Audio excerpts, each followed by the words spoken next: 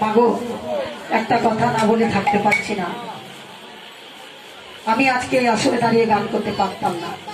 1 বছর আমি গান করিনি না, 1 বছর গান করিনি। কেন জানেন? কারণ আমি যেই গোবিন্দের নাম করি, গোবিন্দ আমার সেই গলাটিকে নষ্ট করে দিয়েছিল। যাক, তার কি বাতে আবার আমি গান গাইতে পারছি। আমি ভাবিনি কোনোদিন যে আমি গান গাইতে পারবো। তাই একটু একটু করে গলাটা আমি জোরে চিৎকার করতে পারছি না, কারণ এখন 1 বছর পূর্ণ হয়েছে। তাও আমি কিন্তু গৌর গোবিন্দের কৃপায় আমি আবার গান করছি। ডাক্তার নিষেধ করেছিল যে আর কিছুদিন অপেক্ষা করলে ভালো হতো। আমি ভাবলাম যদি আমার মরতেই হয়তো গোবিন্দ চরণেই মরবো।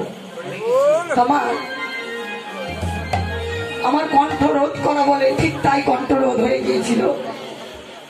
আমাকে ব্যাঙ্গালোর গিয়ে এই কণ্ঠ ঠিক করে আসতে হয়েছে।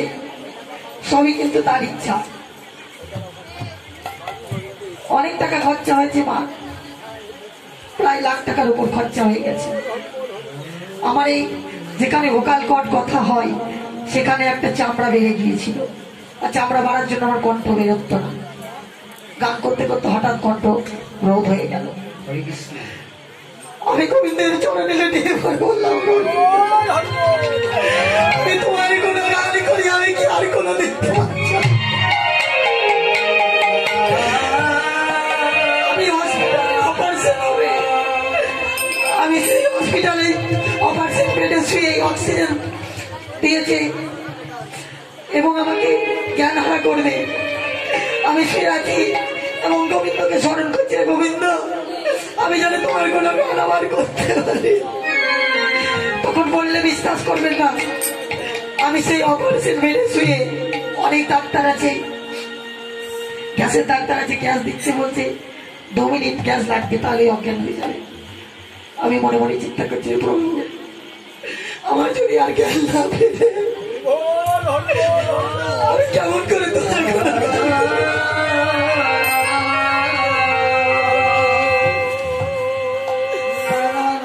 বলতে পারো ঠাকুর দয়াময়। তখন যখন করজোরে দয়াময়কে দেখেছি, সত্যি বলছি গোবিন্দ আছে। আমি সেই অপারেশন বেডে শুয়ে শুয়ে মনে হচ্ছে যেন আমি স্বর্গে শুয়ে আছি। চারিদিকে আমি যত দেখতে পাচ্ছি, আমি ভাবলাম এই বুঝেও আসছে। কিন্তু মা বলে না, রাখে হইতো মারে কে, আর মারে হইতো রাখে কে। দেখুন আমি গোবিন্দের নাম করছি, গোবিন্দ কিন্তু আমার কণ্ঠটিকে রোধ করে দিয়েছিল, কিন্তু আবার আমি সেই কণ্ঠ ফিরে পেয়েছি। ডাক্তাররা বললো যে না, তুমি গান করতে পারবে, তোমার ভয়ের কোনো কারণ নেই। তখন আমি একটু শান্তি পেলাম যে প্রভু আমি তোমার কোনো গান করতে পারবো। এবং অপারেশন বেডে শুয়ে যখন গোবিন্দকে দর্শন করলাম, আবার যখন জ্ঞান ফিরতে যাবে তখন আমি ঠিক গোবিন্দকে দর্শন করলাম। সত্য কথা মা, মিথ্যা নয়। কারণ আমি বলেছিলাম, হে গোবিন্দ যদি যেতেই হয় তোমার চরণে যাব, আর যদি রাখতে হয় তো তুমি আমায় রাখো। এই গোবিন্দ আমায় রেখেছি, কিন্তু একটু হয়রানি হয়েছে। যেটা হবার সেটা তো হবেই মা, কেউ রোধ করতে পারবে না। আমি যতই গোবিন্দকে রাখুন, গোবিন্দ কিন্তু সেই জিনিসটাকে আমরা একবারের জন্য বন্ধ করতে পারবে না, কিছুটা হলেও বয়ে যাবে। কারণ এই কলিযুগে গৌর হরির 3টি ভাবে দাঁড়িয়েছিল, একটি উপর দিকে বাহু তুলে, একটি এইভাবে, আর একটি সামনের দিকে বাহু প্রসারিত করে।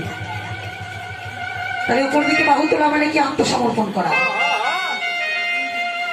হে গোবিন্দ আমি তোমার কাছে আত্মসমর্পণ করে দিলাম, তুমি যা হয় করো। কারণ আমরা দ্রৌপদীর কথা শুনেছি, 2টি বাহু তুলে গোবিন্দকে রেখেছিল, বস্ত্রে ঝুলিয়ে দিয়েছে। আর ঠিক এইভাবে মানে স্বীকার করা, তোমার যা হবার ছিল তা হয়েছে, সেটা স্বীকার করো। আমরা বলি না প্রভু আমি তোমাকে এত ডাকছি, তোমাকে এত ডাকছি, তুমি আমার এই জিনিসটা করে দিলে, তোমাকে আর আমি ভজনা করব না, তুমি আমার সন্তানটিকে নিয়ে নিলে, তাহলে আমি একা হয়ে গেলাম, আমি তোমাকে আর কোনোদিন ডাকবো না। কিন্তু মা সেটা হবার ছিল, তাই হয়েছে।